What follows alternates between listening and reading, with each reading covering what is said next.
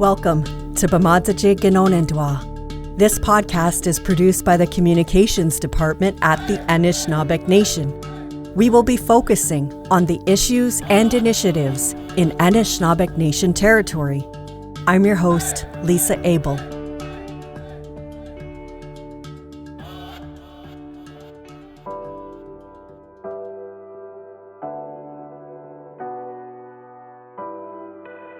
Over 20 years ago, when Rebecca Tababadong was pregnant with her son, this life event marked not only her transition to motherhood, but the start of a journey to learn and reclaim our traditional Indigenous birthing practices. Rebecca is an Anishinaabe publisher, filmmaker, and Indigenous knowledge researcher from Wasauksing First Nation. She saw that pregnancy and childbirth had become a medicalized event that had shifted to Western medicine and hospitals. Colonization had forced our traditional birth practices underground. Driven by a strong desire for cultural reconnection, Rebecca began asking Indigenous midwives and members of her home community about our Anishinaabe practices surrounding birth. She continued this learning through her master's research on Indigenous birth knowledge in Wasauksing, which also included a short documentary as a way to make the information more accessible. Rebecca's latest film work is an 8-part docuseries now streaming on APTN Lumi called Spirit of Birth. Rebecca visits Chisasibi, Six Nations, Nipissing, Kehewin, and Wasauksing First Nations, as well as the urban Indigenous community in Toronto, to learn how each community is guiding the resurgence of Indigenous birth practices. In this episode of B'madzaje Ginonendwa, Rebecca and I talked about the important role that Indigenous midwives played in our communities before colonization, why Indigenous-led midwifery practices and training programs are so important, and how both Indigenous and non-Indigenous health providers are collaborating to incorporate traditional birth practices and create culturally safe spaces for our families. Miigwech Rebecca Tababadong for taking part in our podcast today. B'madzaje Ginonendwa. Miigwech. Oh, miigwech for the invitation. I'm so happy to be with you. Miigwech. So we're here today to talk about your new series, The Spirit of Birth. It's about stories of Indigenous births and birth workers that are revitalizing ancestral practices. So this is 8 episodes. It's streaming on APTN Lumi. So congratulations on that. We'll talk a bit about this streaming series, but first, just to start, would you like to tell us a little bit about yourself, where you're from, and your work, in media or as a filmmaker? Sure. So I'll first introduce myself in my language, Rebecca Tababadong Indigenakas, Wasauksing Donjaba, Amik Dodam, Ozawa Benisi Indigenakas. My spirit name is Copper Thunderbird, and I come from Wasauksing First Nation. I'm based in Georgian Bay on Lake Huron. And my clan is Beaver Clan. Rebecca, I saw tobacco in your hand and I forgot I usually offer. So I'm holding this and just saying miigwech for taking part in this and kind of sharing your knowledge with the Anishinaabeg Nation and with our Indigenous community. And just what I saw in the series too, just this really important element of empowerment for our community members and our families giving birth. So for the next generation. So miigwech for this work.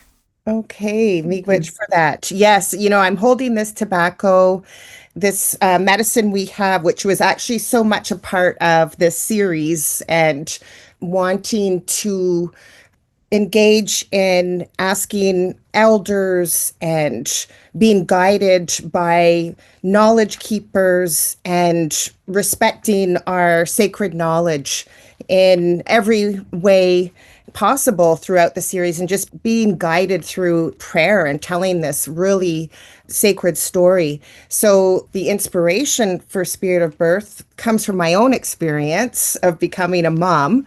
And that was 20 years ago now. My son is turning 20 in October. So at that time, when I was pregnant with him, I was living in Toronto, but coming to Wissahickon a lot. My dad and I were actually spending time on the land and we were building a cabin together. And I felt like, of course, I knew I was in this huge moment of transformation in my own life. To be pregnant is like, your life is about to change forever. And I really wanted to learn about that cultural knowledge. So, what I was seeing in the mainstream, it was very information about pregnancy, about the physiological changes that people go through during pregnancy, but there really wasn't anything out there that was our Anishinaabe or Indigenous cultural knowledge. And by that, I mean more that spiritual knowledge of what's happening or going through this transition of becoming a mom, this spirit coming into this world. What are our teachings, our views about that?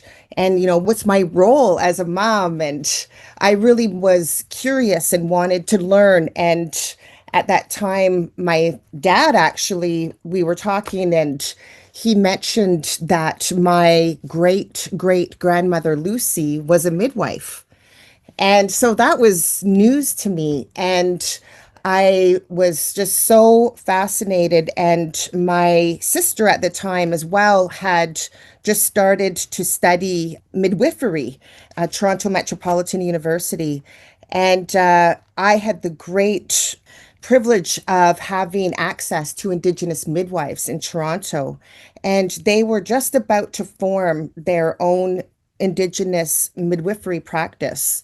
And so I started to ask them, could you share some of your teachings about traditional birth knowledge or any cultural knowledge that you have?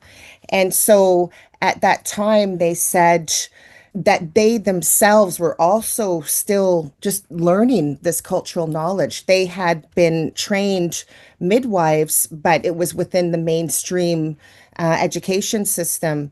And so they too were really craving this cultural knowledge and wanting to invite elders and invite family members and community members to begin to share their stories and document some of those stories. So at that point, I was doing my master's at U of T, and I decided to focus my area of research on traditional birth knowledge and to go into my own community, Wissahickon, and to talk with grandmothers and mothers and ask them to share their knowledge and to create a documentary about that as well.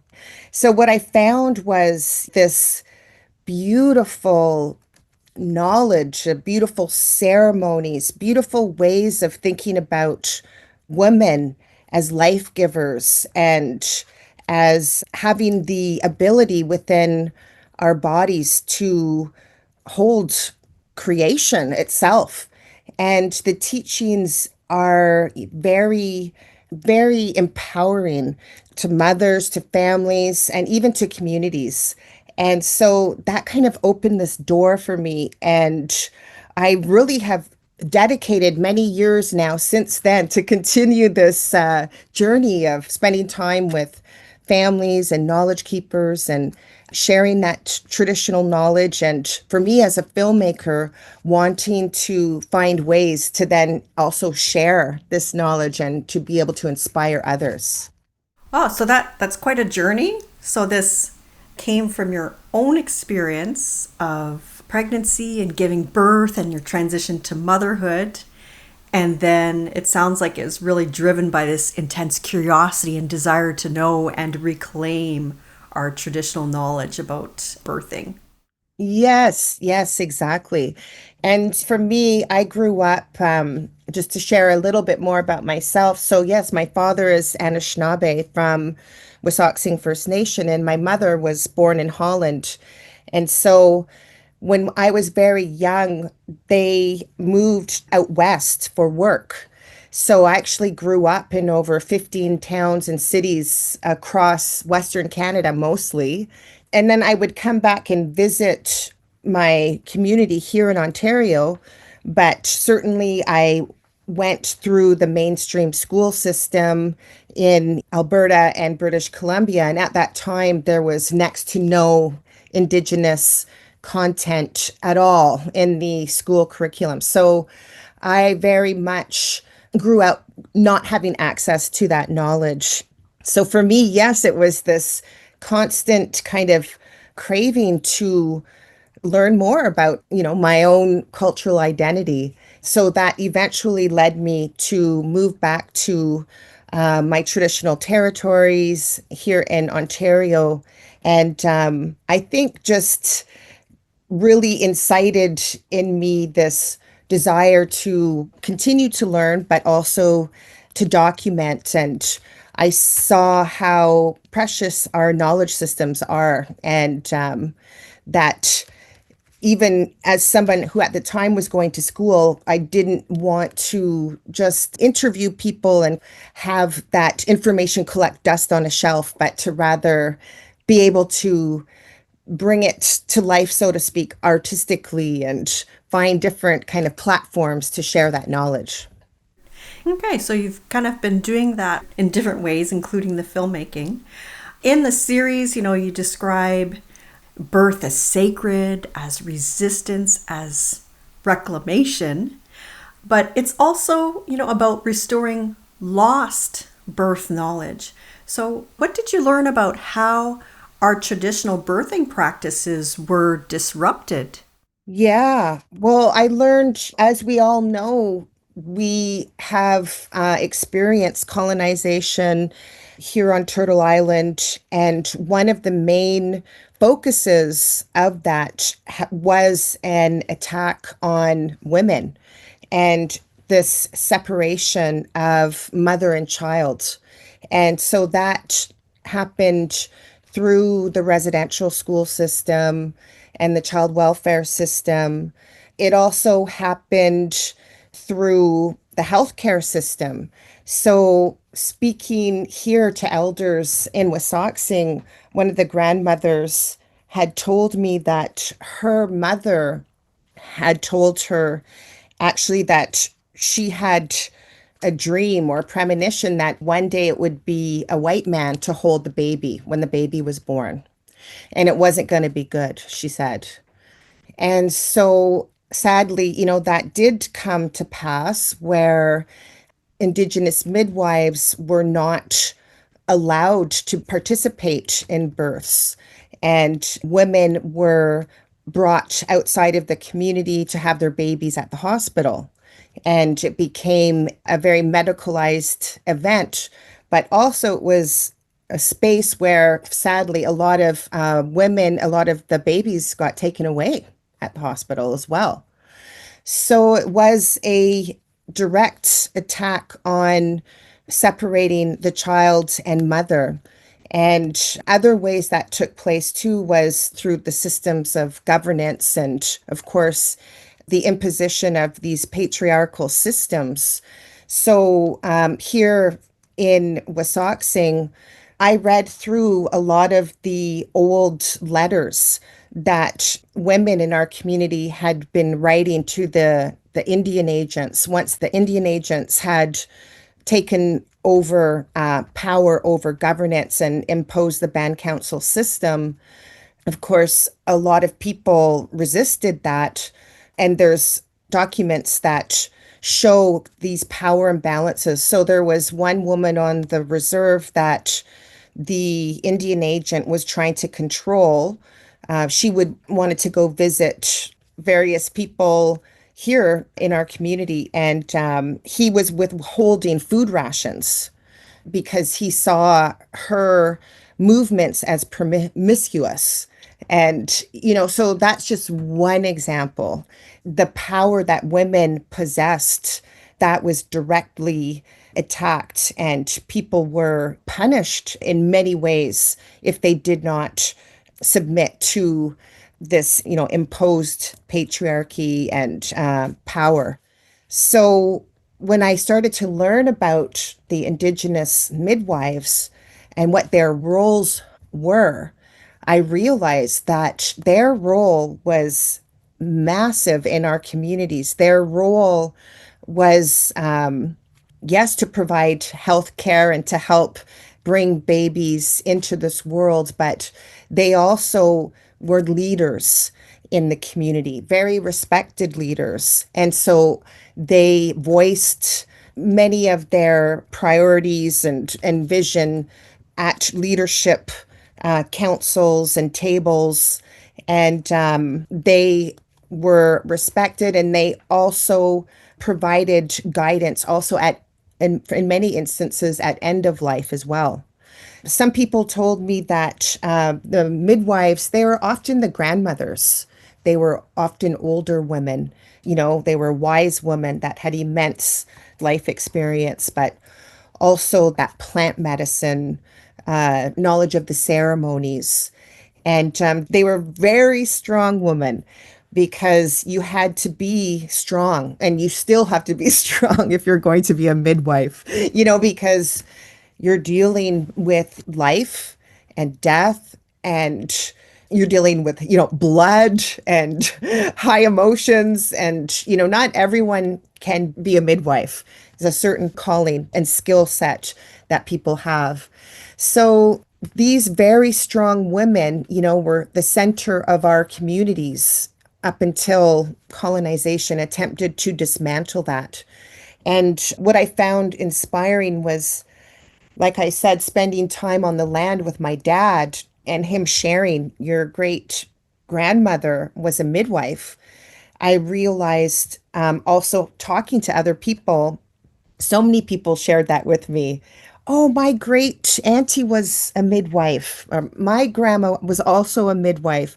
So this knowledge you see in our families wasn't that long ago that the midwives were practicing, that we were practicing openly these ceremonies, welcoming babies into the world, and the many ceremonies that we have. So this is a recent memory, and part of this project has been to follow other families that are finding out in their own family lines, in their own communities, who were the midwives, what knowledge did they possess, and what were their roles in the community, and how do we bring this knowledge back? So it sounds like the idea of midwifery, is matriarchal. It's passed on from woman to woman, generation to generation. So I see that in the series, you visited several First Nations communities. Like you visited, this urban community in Toronto, but you also visited Nipissing First Nation, Six Nations, the Kehewin Cree Nation, Chisasibi. So tell me about that experience. How were these communities reclaiming midwifery within their communities and families? Yes, it was so wonderful to be able to see a diversity of nations and the different strategies or approaches they engage in to restoring birth. And what I saw was people and communities are at all different stages. For example, in Six Nations, they've had their birthing center established there for over 25 years. And they have their own Indigenous traditional midwifery training program. And so they're in many ways, viewed as leaders. And then while in other communities like Kehewin Cree community in Alberta, I was invited to attend their inaugural birth camp. And so that was the very first time the community came together to basically have a visioning gathering, and for the health department to ask the community, what do you envision? What would you like to see in reproductive healthcare services? in perinatal services, in midwifery services. And what they did was they invited all of their respected knowledge keepers and they invited all of their community members to come and participate in various ceremonies, for example, the placenta ceremony, a walking out ceremony.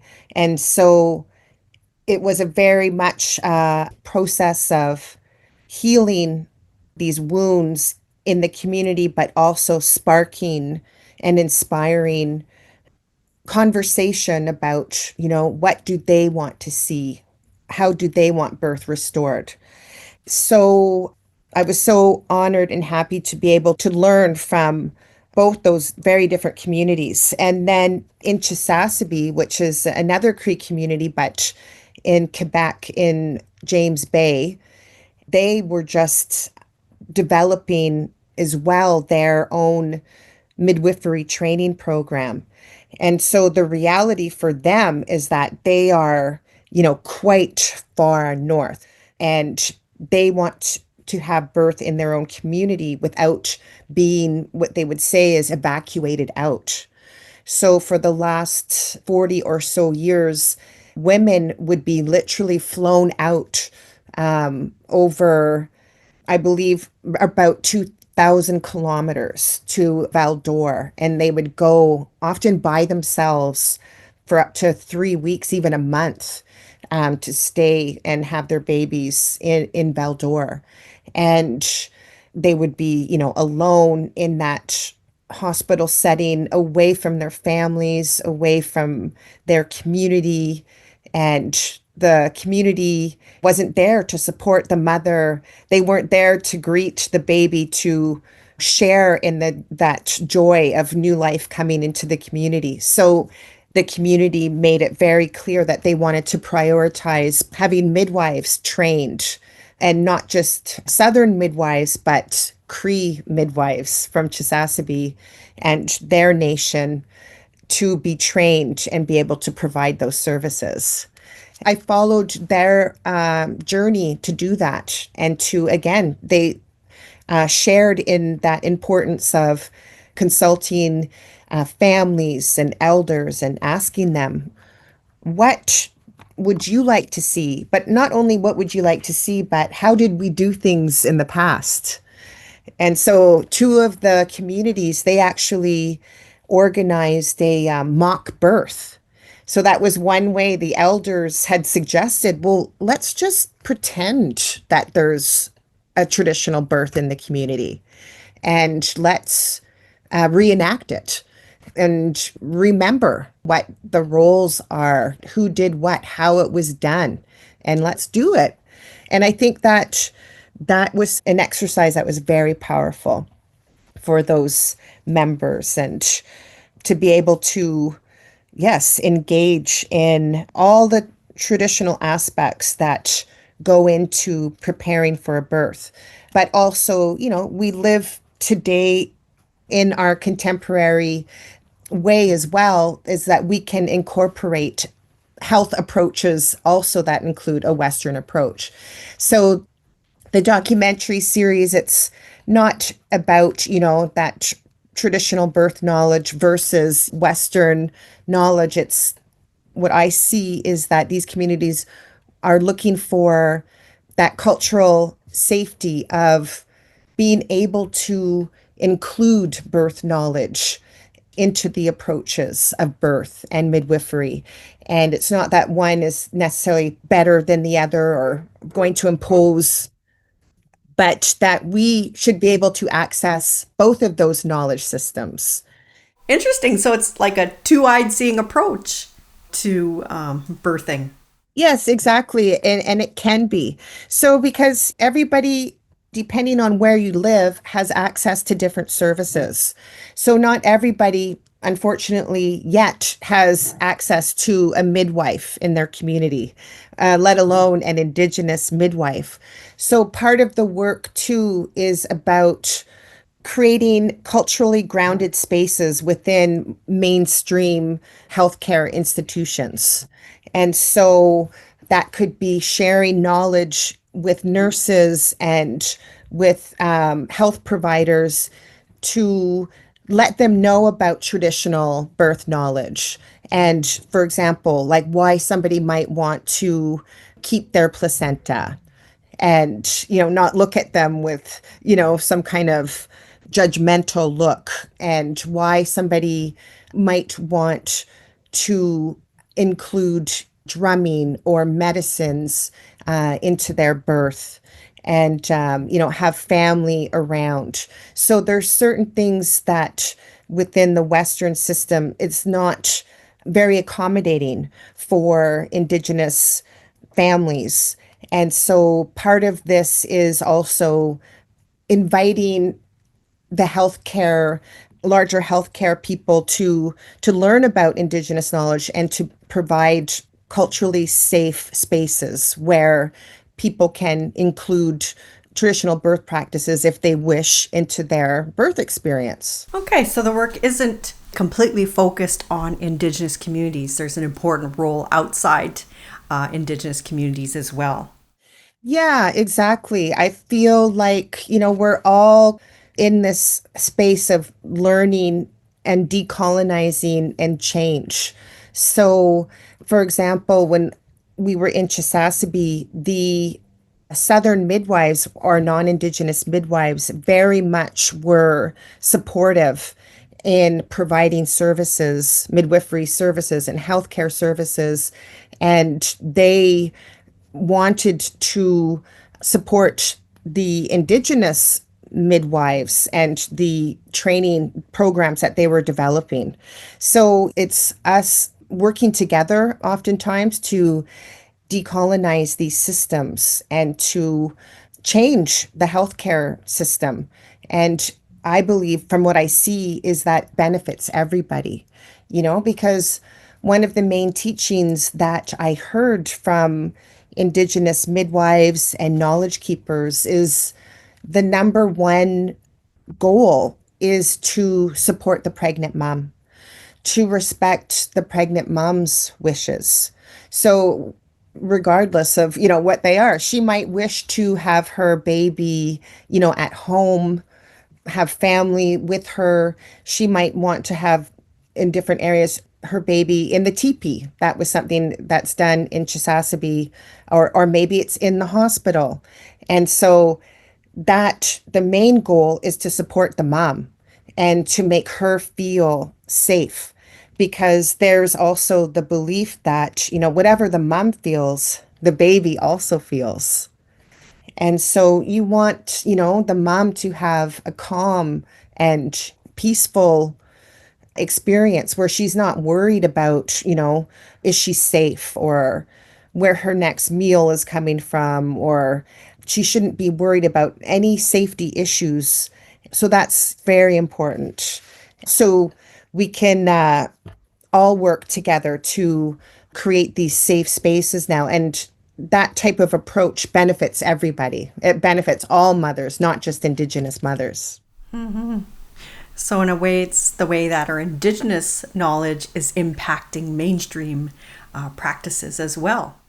Oh, yes, yes, definitely. Our Indigenous approaches to health and to pregnancy and birth, it's all about taking care of each other. And so in our community, one of the beautiful teachings I learned actually was that when a family was pregnant, so it was the mother was pregnant, and the role of the community was to protect her and to ensure, that she wasn't stressed out. Again, because there's that belief, if she's afraid, she could pass that on to the child. And the same was for the father. So in our community, they said that the father was also considered pregnant. And that's because the spirit of the baby travels to the mother, but also travels to the father. So it's the role of the father to respect life and to be aware of what their actions are doing. So one of the restrictions during pregnancy was that the father couldn't hunt or fish, couldn't take life, because at that time there is a reverence and respect for life. And so, therefore, that made the family pretty vulnerable. They're not hunting or taking life. So, the community, therefore, took that on as their role. The community provided for the family and took care of them.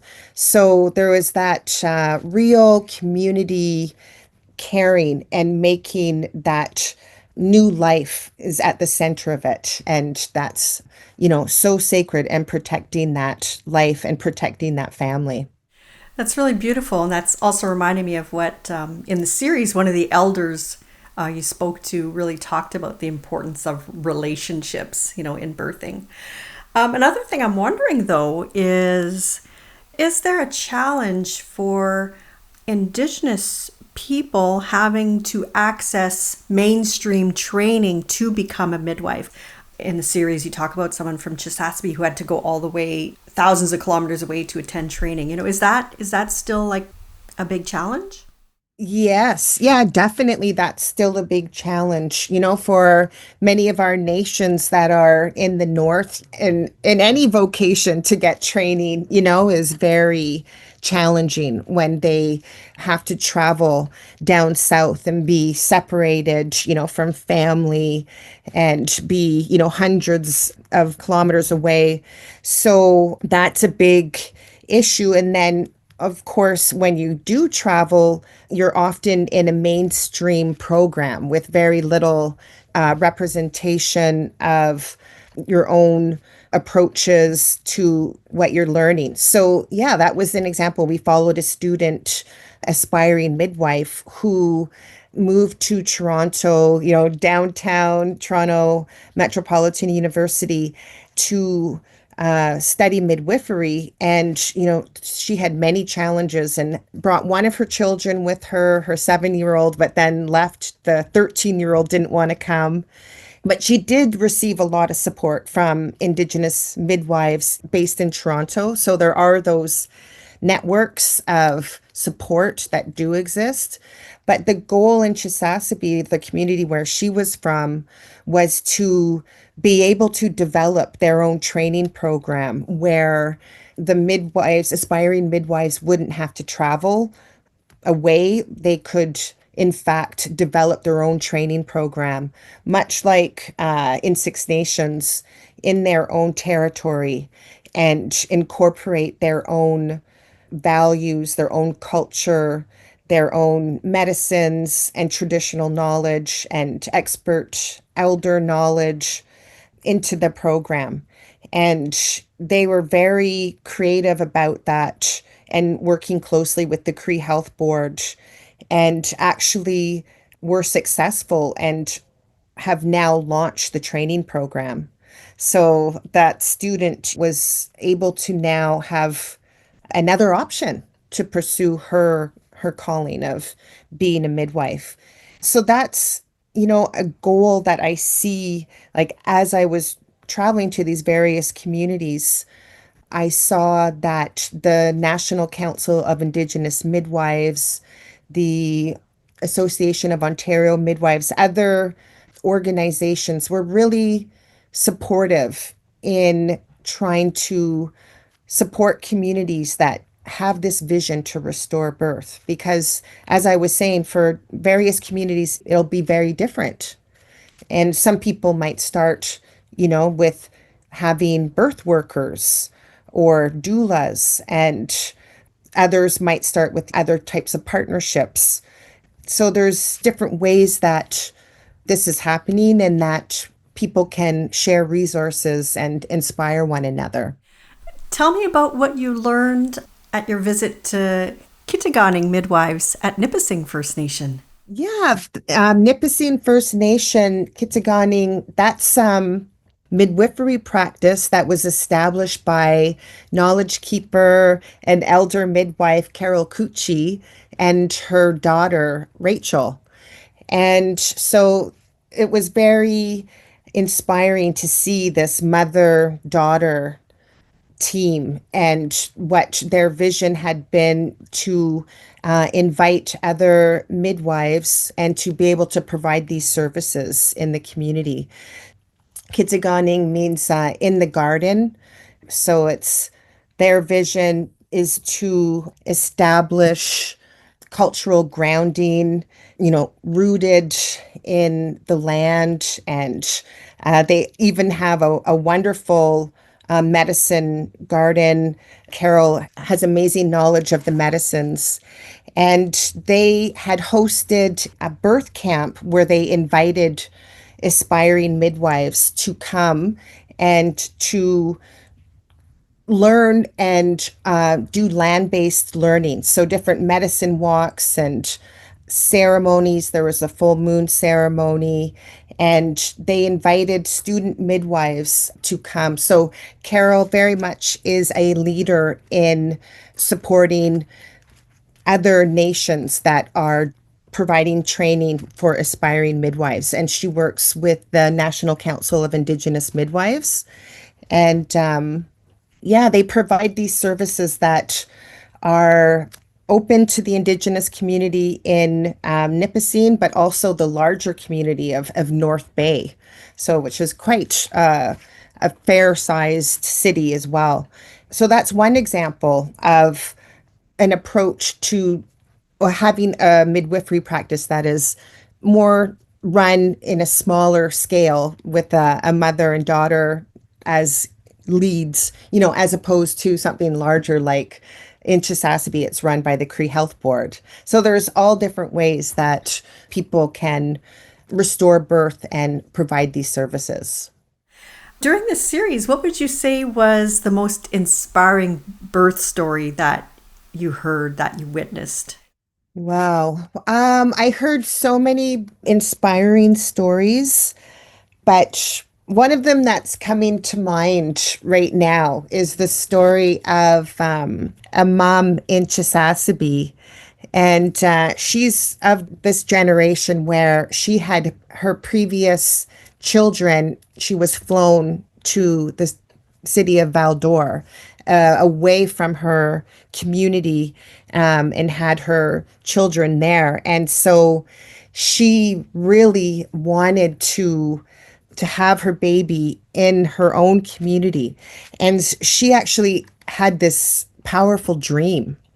And it was a dream that she was in labor and that she was being assisted in having her baby.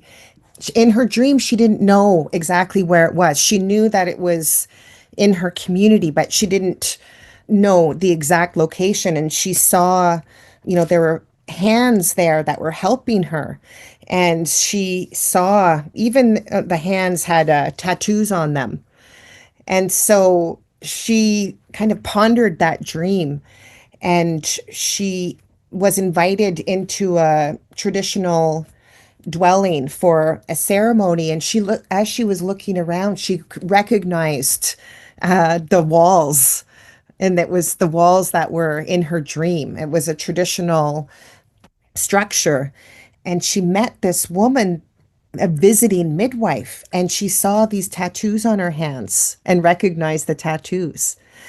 So she was so, moved, and she decided to share her dream and to go talk to one of the respected elders in her community and to share that dream with her.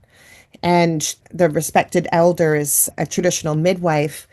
And she told her, you can have your baby anywhere you want to. And so she was supported.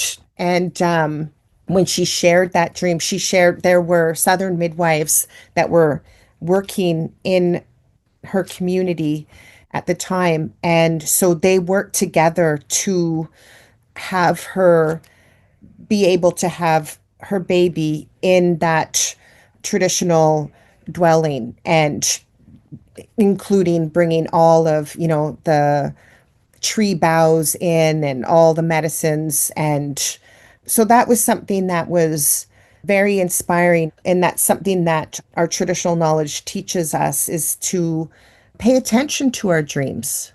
Our dreams are powerful, and especially during pregnancy.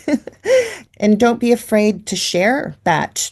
If it's something that's very meaningful to you that you might not understand, you can ask elders for guidance, and to share your story is very powerful. So she had her baby in her territory, and she was interviewed about it later, and that was celebrated on the local radio station and such. And she inspired many other women to do the same thing. So since then, there have been other births on the land, like in a teepee, with the involvement and support of the community, the families, and also, the healthcare teams, and everybody working together. It's a very healing experience. That's beautiful how one person and one dream that could just radiate forward into community change and healing. That's amazing. As a filmmaker, what was really your process of making this story? And I think, we can see that you have your interviews with traditional knowledge keepers and mothers, but these are also really intimate situations, very personal situations. How did you approach that as a filmmaker? Yeah, so it was, it's one of those topics that you're exactly right, that is so intimate, and I believe, requires a lot of trust building and relationship building. So over the years, because I've been involved in the midwifery community and already documenting stories and getting to know people and supporting the work of midwives, I already had a lot of relationships. And so I approached these midwives and invited them to be part of the series. And so I was just very, very pleased with their generosity. And same with the families. A lot of the midwives, they reached out to invite their clients, who might have an interest, of course, in sharing their stories. And there are always people that are inspired by their own experience of a journey of birth and reclaiming and restoring this knowledge. There's so much pride that a lot of families welcomed that invitation and wanted to share their stories. And of course, as a filmmaker, I personally would offer, the medicines, the sema, the tobacco, and to let them know that their stories would be, taken care of, that I am taking care of their story, and I'm not going to, exploit them. For me as a filmmaker, I let people know that they can be part of the process of ensuring that they're represented in a way that they feel good about. So I'm not just going to take their stories and publish that, without consent. So oftentimes I'll even offer to elders or people sharing their stories, would you like to look at the rough cut, or would you like, to look at the transcript? If you're feeling that, anything might not be appropriate, then I give space and opportunity to do that. And I feel that's very important. And for the most part, most people are saying, no, it's fine. Like, I totally trust you because I know you. But then there are other instances, though, too, where, we were asked not to film certain sacred objects. Could be the pipe ceremony, certain songs that we couldn't record. So it's always communication, checking in with the participants and asking them, how do they feel? What do they feel comfortable with? So it was all about checking in and centering the mother, centering whoever we were working with, and making sure that they felt good and that they were honored.